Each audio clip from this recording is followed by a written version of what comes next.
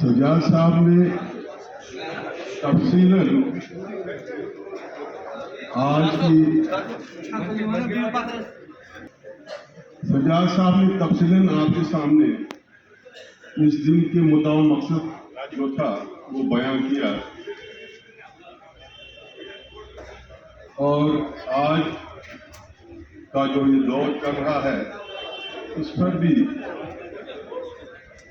थोड़ी बहुत रोशनी डाली। बहरहाल जैसे आप जानते हैं 13 जुलाई 1931 का ये यौम शोहदा जो ये दिन है ये मनाया जाता है इसलिए कि आज ही के दिन शख्सी राज के खिलाफ जो तहरीक चल रही थी उस सिलसिला में हमारे कश्मीर के 22 लोग लुक़्मे अजल हो गए और शहादत का जाम लिया। उस सिलसिला में ये दिन मनाया जाता है। मैं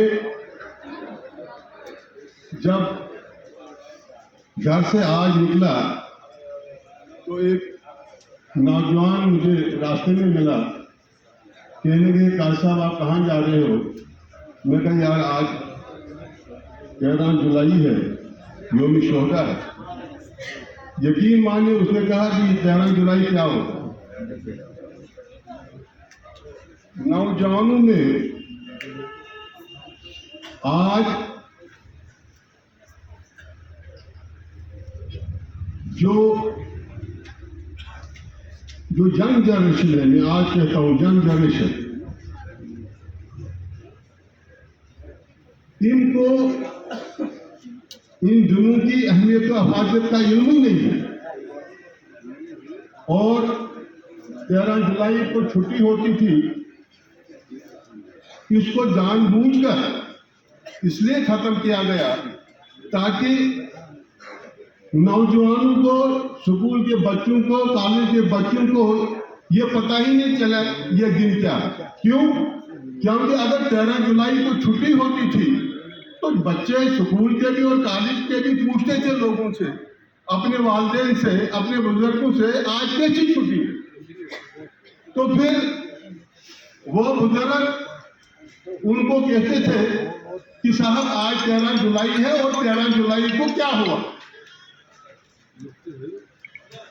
उस चीज को बच्चों को, नौजवानों को ये खबर न रहे कि यह क्या दिन है, इस छुट्टी को ही मंसूख किया है।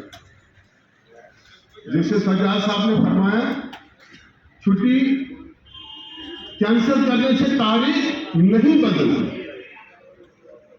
तारीख नहीं बदलती।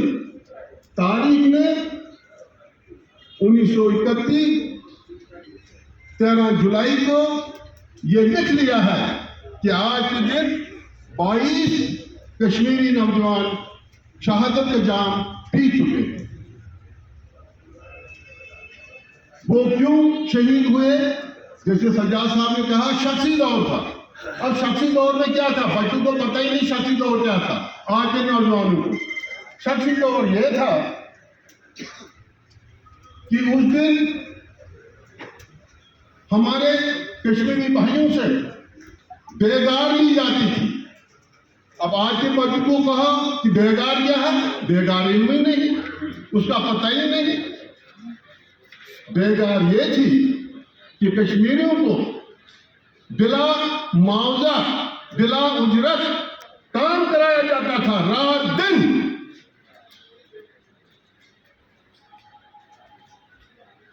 और उनको पैसा वगैरह कुछ नहीं दिया जाता, उजरत नहीं जाती थी, मुफ्त में काम कराया जाता था। इसी को बेगार कहते। और शख्सी दौर में क्या था? आपकी तमाम जो एग्रीगेटर लैंड थी इसका हाकिम एक शख्स था, वही जो हुक्मरान था। आपकी जो ज़ेफ़रान की जमीन है कश्मीर की, इसका मालिक सिर्फ एक शख्स था जो उस वक्त का हुक्मरान था। ज़राअत उनके कब्जे में थी, लोगों की जान उनके कब्जे में थी, सब उनके कब्जे में था। तो उसी दौरान जब कि पूरे हिंदुस्तान में, हमारे मुल्क में आजादी की तहरीक चली थी, उसी दौरान हमारे कश्मीरी भाइयों ने भी अपनी आजादी के लिए आवाज बुलंद की, और उस आवाज बुलंद करने पर हमारे 22 कश्मीरियों को गोली से भून दिया गया। और जब 1 बजे का वक्त था, अब्दुल कादिर गिरफ्तार थे, वो पेशावर के रहने वाले थे, वो इधर आए थे। कल मैं सुन रहा था, ये मैं आपको टाइम देना, कल मैं सुन रहा था कि चौको जी वो उस वक्त पाकिस्तान से आया था, और 1930 में कैसा पाकिस्तान था, अभी कहां पाकिस्तान ने जन्म लिया था। तो आपने कहा अब्दुल कादिर पेशावर से पाकिस्तान से आया।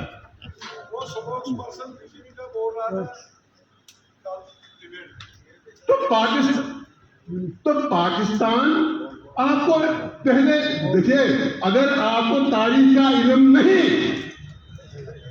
फिर आपको नहीं बोलना चाहिए। अगर आप तारीख कुछ है और आप कुछ बोल रहे हो, then you are a criminal.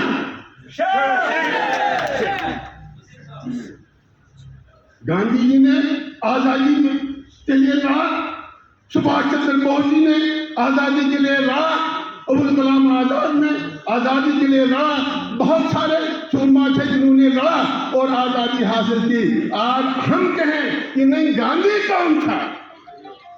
जो था वो था नथुराम गोडसे। आज क्रिमिनलों की पूजा हो रही है, नथुराम गोडसे की पूजा हो रही है।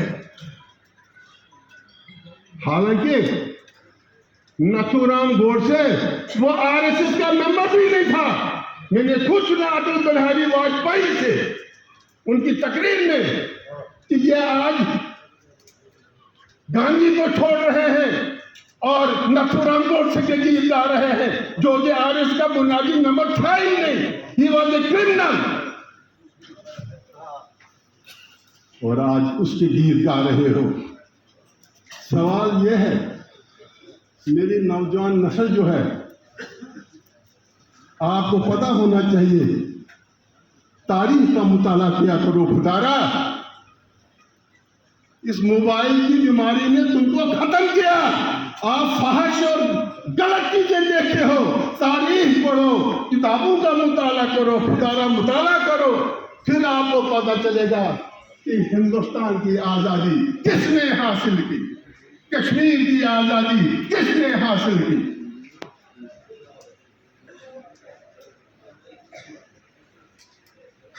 जब और ये हमारे 22 जो वहां कश्मीरी थे, उन्होंने शहादत का जाम पी लिया। और शहादत का जो दर्जा है वो आप जानते हैं, या अय्युहल्लज़ीना आमनु बिस्सब्रि वस्सलाह इन्नल्लाहा मअस-साबिरीन वला तक़ूलू लिमन युक़तलू फी सबिलिल्लाह बल आयाहु वलाकिन्ना तशउरून।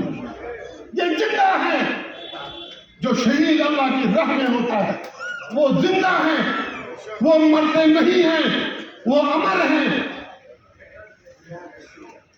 तो अल्लाह ताला उनकी शहादत को कबूल रखे, उनको जन्नतुल फिरदौस में आला से आला मुकाम अता करे।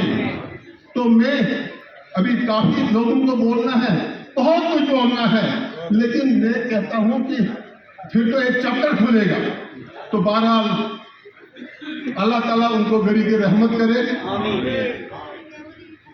मैं उनके लिए दुआई मग़फ़िरत करूंगा।